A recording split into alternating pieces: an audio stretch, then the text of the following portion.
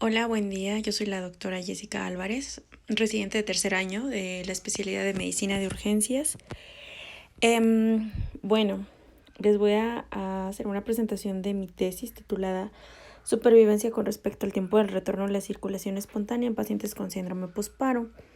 Mis asesores, el doctor Elías Vázquez Vázquez, el doctor Daniel Canán Pérez y la doctora Eugenia Montserrat Ramales Montes. Bien, bueno, vamos a hablar un poquito de la introducción. Es importante hacer énfasis a los conceptos de paro cardiorrespiratorio, que es la pérdida de la conciencia y la respiración, así como de los flujos sanguíneos, del retorno a la circulación espontánea, que es el retorno de los signos vitales después de que un paciente sale de paro, y el síndrome postparo, que es todo paciente que sale de un paro cardiorrespiratorio. En cuanto a la justificación, bueno, a mí me pareció muy importante estudiar la supervivencia en pacientes con síndrome postparo porque es una de las principales urgencias reales que se presentan a diario en nuestra área. Y esto nos permitió, o nos va a permitir más bien, como justificación, identificar los factores que van a influir en la supervivencia. Ahora bien, el objetivo general fue evaluar la supervivencia con respecto al tiempo de retorno a la circulación espontánea en pacientes con síndrome postparo en el área de reanimación de mi hospital, Hospital General de Zona 20. Y también tengo objetivos específicos, que es evaluar la calidad de reanimación y también identificar los factores que intervienen en el retorno de la circulación espontánea. En cuanto al material y métodos, bueno, mi tipo de estudio fue comparativo, observacional, transversal, homodémico, unicéntrico y ambilectivo. Incluí a 102 pacientes que presentaron paro cardiorrespiratorio, que recibieron maniobras de reanimación y que además retornaron sus signos vitales. Esto fue en un periodo de enero a diciembre del 2020. Mis criterios de inclusión pues se da a partir de 18 años, ambos sexos, en cualquier turno y sobre todo que el paciente que cayera en paro cardiorrespiratorio estuviera presente un médico adscrito. De exclusión todos los pacientes que presentaron paro cardiorrespiratorio extrahospitalario y además pacientes con RCP, es decir, con rechazo de maniobras de reanimación. Y de eliminación pacientes con datos incompletos. Familiares que no deseaban también que sus familiares participaran. En cuanto al análisis estadístico, fue un análisis descriptivo de todas las variables, incluyendo frecuencias y porcentajes. Se realizaron pruebas de normalidad para determinar el tipo de prueba a utilizar y se realizó una base de datos en Excel. Finalmente se presentó en tablas y gráficos.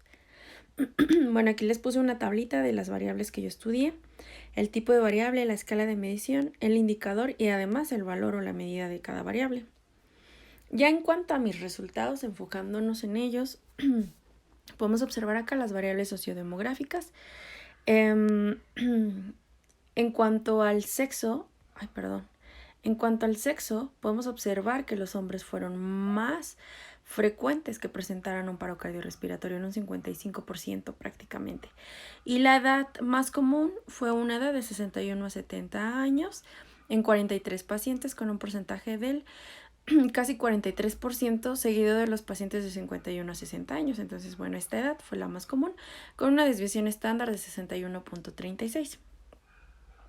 Con una desviación estándar de 9.68.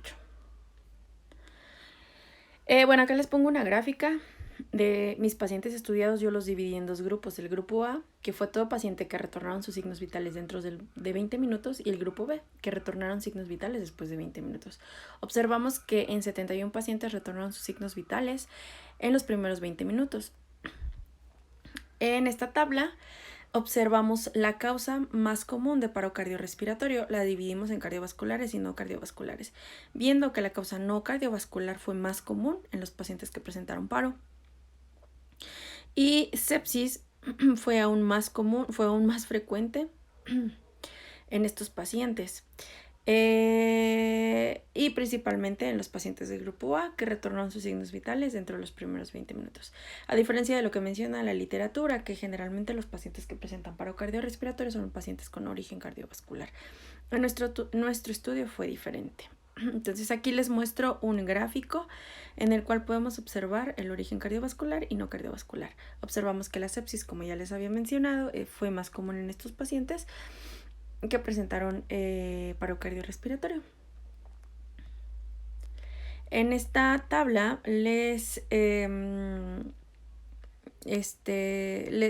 expongo las características de la reanimación, el inicio de las maniobras, el ritmo, y la calidad. En inicio de las maniobras las dividimos en dos, las maniobras que se iniciaron dentro del primer minuto y las que se iniciaron después, observando que los pacientes que se iniciaron las maniobras dentro del primer minuto retornaron más rápido sus signos vitales. En cuanto al ritmo, los dividimos en dos, desfibrilable y no desfibrilable, observando que el no desfibrilable fue el ritmo más común y de estos fue la sistolia la más común en ambos grupos. Y en cuanto a la calidad de reanimación, pues se dividió en buena y mala, viendo que en el grupo A fue pues buena. Realmente, a diferencia del grupo B, que retornaron signos vitales después de los 20 minutos, fue una reanimación aparentemente mala.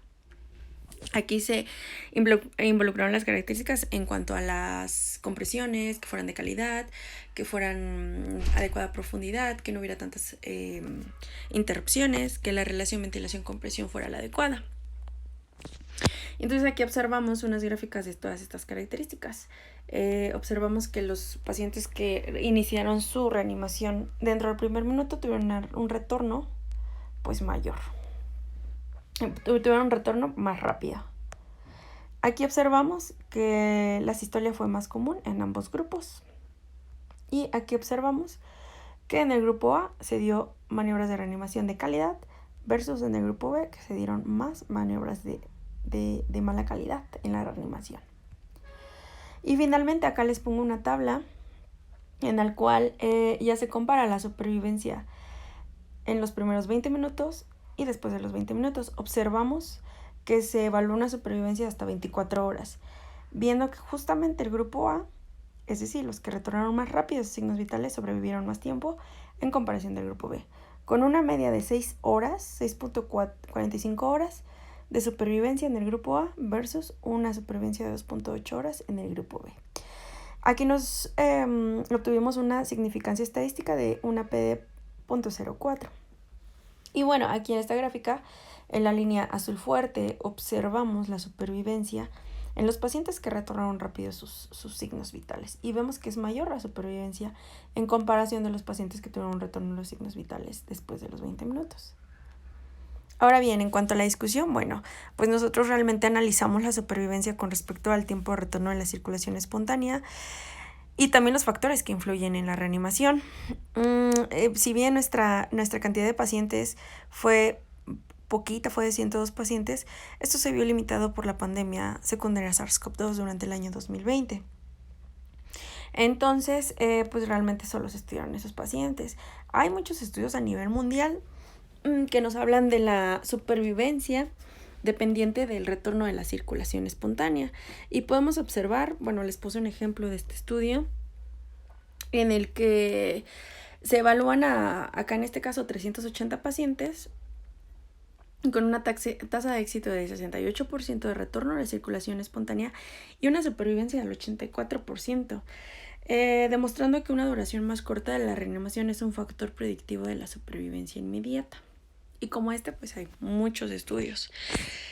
Y bueno, en cuanto a mis conclusiones, pues el paro cardiorrespiratorio es una patología que requiere reconocimiento y manejo oportuno. ¿Para qué? Para que haya un rápido retorno de la circulación espontánea. Y sí observamos que la supervivencia efectivamente es dependiente del retorno de la circulación espontánea. Sin embargo, pues diversos factores están asociados al retorno de la misma. A pesar de que ha habido muchas actualizaciones, pues realmente la supervivencia en ambos grupos pues sigue siendo baja, pero pues bueno, este ya sería tema de otro estudio. Y ya finalmente acá les pongo mi bibliografía. Eso sería todo. Muchas gracias.